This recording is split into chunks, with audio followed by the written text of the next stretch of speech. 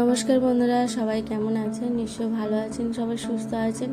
আমার আবার একটা ছোট ব্লগে আপনাদের স্বাগত। তো আমি আগের ব্লগে বলেছিলাম যে কলকাতায় এসেছি।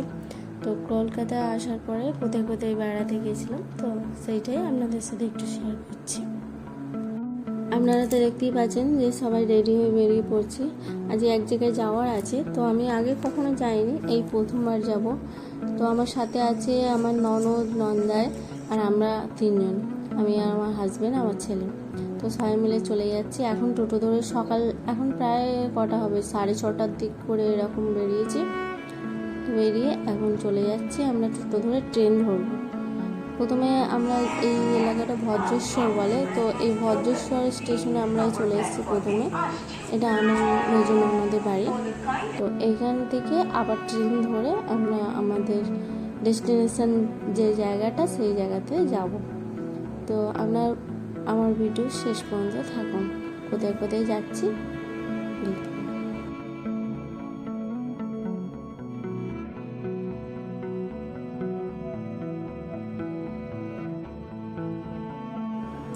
এখান থেকে তো আমাদের ট্রেনে প্রায় 2 ঘন্টার মতো লাগবে। তো আমরা যে জায়গায় যাব সেখানে 2 ঘন্টার মতো লাগবে। তো এখন তো ট্রেন তো টাইম পাস করতেই হবে। এই দেখুন, আমি সেই ছোটোবেলার মতো নলিশ চিপস কিনে নিয়েছি, নিয়ে মস্তি করছি আমার ছেলের সাথে একটু। খেতে খেতে এখন আমাদের যে মেন জায়গা সেই জায়গাতে আমরা চলে এসেছি, নবদ্বীপ ধাম। তো এইখানে আমরা স্টেশন নেমে পড়েছি। তো এখান থেকে আমরা স্টেশন থেকে বেরিয়ে টোটো ধরে নিয়েছি। তো টোটোয় করে আমরা নবদ্বীপ ঘাটে যাব।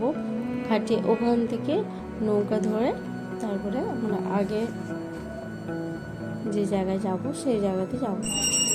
তো এখানে আমরা মায়াপুরে 10 টাকার টিকিট নৌকার ঘাটে কেটে নিয়েছি। তো এইখান থেকে দেখতে পাচ্ছেন মায়ার সাইবার আছে, এখান থেকে আমরা বোর্ডেতে যাচ্ছি। তো আমার ভিডিওটা শেষ পর্যন্ত সব মিলিয়ে দেখতে থাকুন।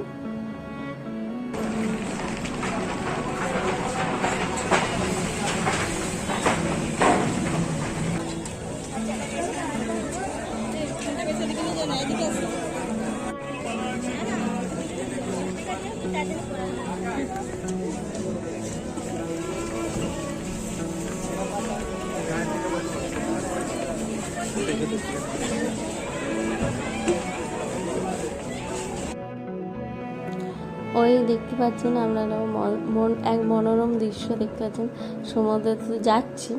তো এইখানেই একটা মন্দির দেখালাম আপনাদেরকে। তো আমরা ওই মন্দিরের উদ্দেশ্যে আমরা যাচ্ছি। তো ওইটা মায়াপুর বলে। তো আমরা নবদ্বীপ ধাম থেকে হয়ে খেয়াঘাট থেকে হয়ে তারপরে আমরা মায়াপুরে এতে যাব মন্দিরে।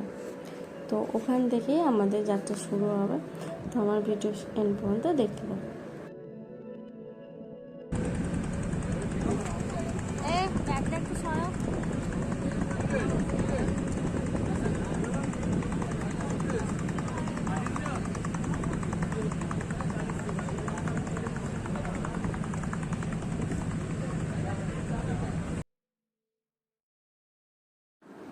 নৌকা থেকে তো আমরা নেমে পড়েছি, নেমে এখান থেকে আমাদের মায়াপুরের উদ্দেশ্য শুরু হচ্ছে। তো এইখান থেকে হয়ে আমরা নেবেই দেখতে পাচ্ছি যে অনেক হাড়ের দোকান, সব এই জামা কাপড়ের দোকান আছে। তো যেতে যেতে অনেক মন্দির আমরাও দেখতে পাচ্ছি। তো এখন টোটোয় করে আমরা মেন হোটেলে গিয়ে যাব। হোটেলে রুম বুক করাই আছে।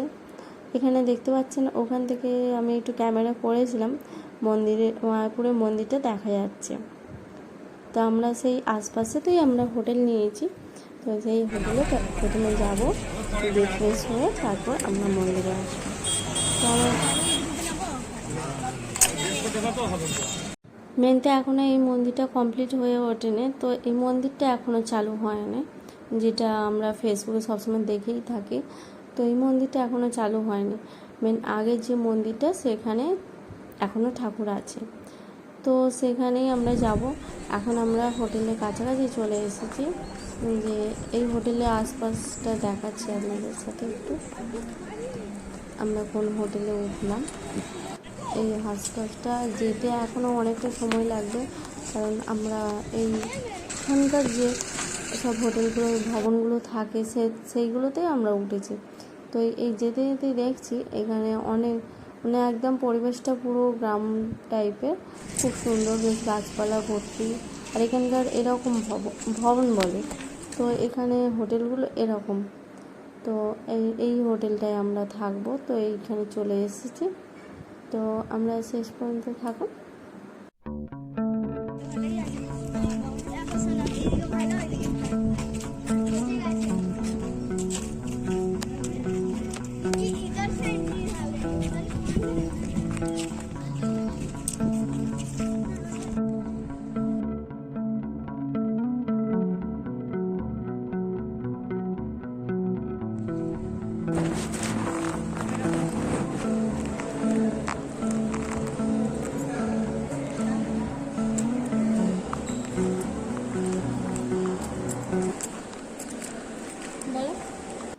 রুমটা তো আগে থেকে বুক করেছিলাম, দিয়ে এখন চাবিটা নিয়ে আমাদের চাবি দিয়েছে, তো আমরা চলে যাই। আমরা দুটো রুম বুক করেছিলাম, দুটো ফ্যামিলি বলে দুটো রুম বুক করেছিলাম, তো চলে এসেছি।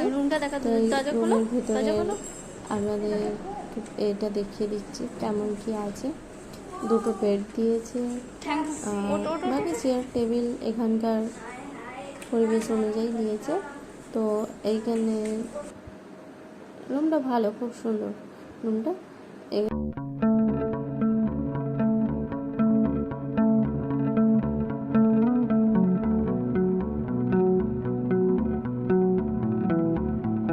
রুমটা ঢুকলাম, ঢুকে দেখলাম সব কী আছে।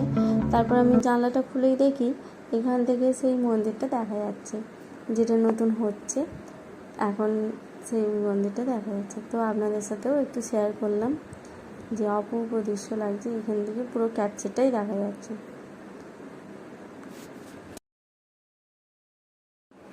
ভিডিওটা আমি আর বাড়াচ্ছি না, এখানে আমি ব্লগটা শেষ করব। এর পরে ব্লগে আমি দেখাবো যে কোথায় কোথায় বেড়াতে গেছি, কি কি মন্দির দেখেছি, তো সেটা আপনাদের সাথে শেয়ার করব। তো এখনকার মতো আমি এই ভিডিওটা এখানেই শেষ করছি। আপনারা ভালো থাকবেন, সুস্থ থাকবেন। নমস্কার, দেখা হবে পরে ব্লগে।